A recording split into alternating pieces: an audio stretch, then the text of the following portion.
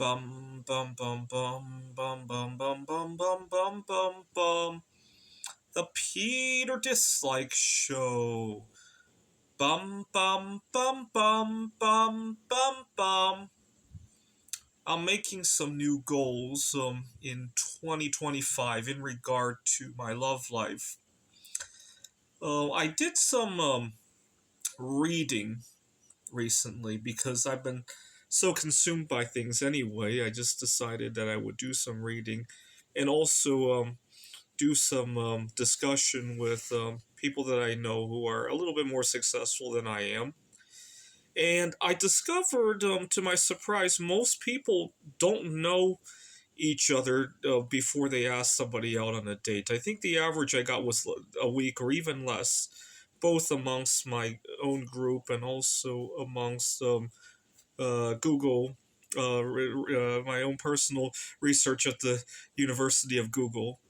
Both of them told me less than a week, and I think in the past I have allowed myself to wait longer than I needed to, and a lot of times one of two things happens, right? Either some of the events that I go to, the person that I wanted to ask out on the date doesn't show up again, right? Or something else happens, right? Or I completely lose the chemistry that I might have had.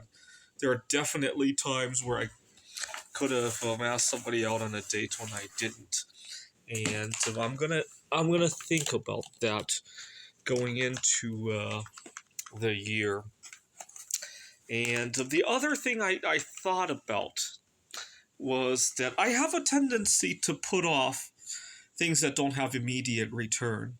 Right. I think, we got Christmas coming up. It's too late to start dating for Christmas. But so I get put off by that.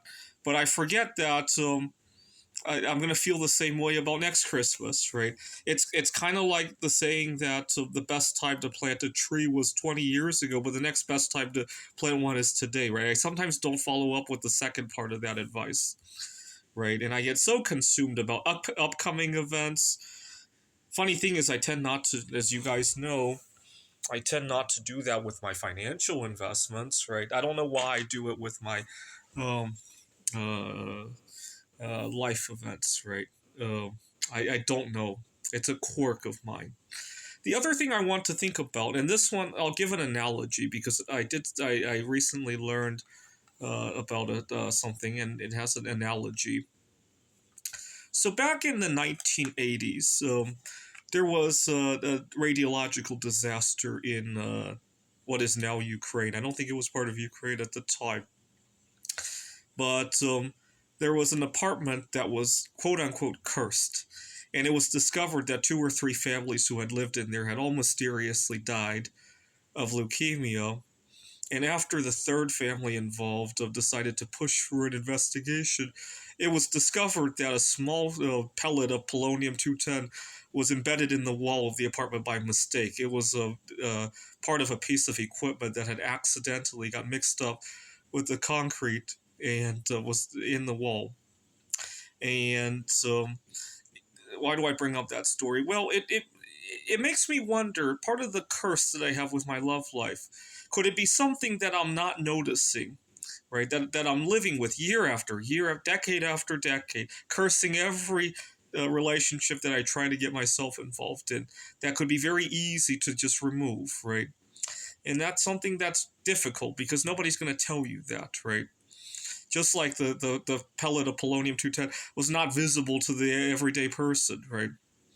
And this one may be visible to other people, but they're not going to tell me about it, right? For example, do I smell bad? Do I say something? Do I come off wrong in some way?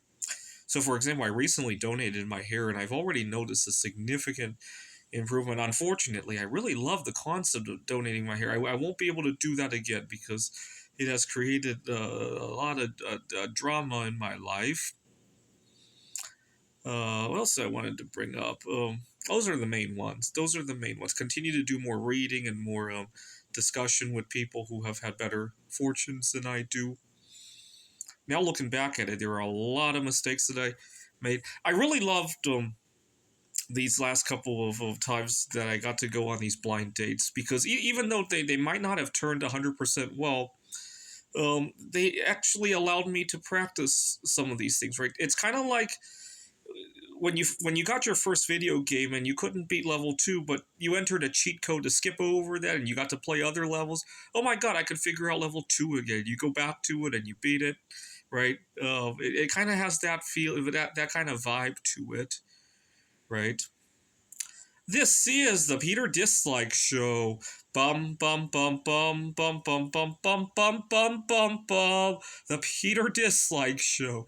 Bum bum bum bum bum bum bum.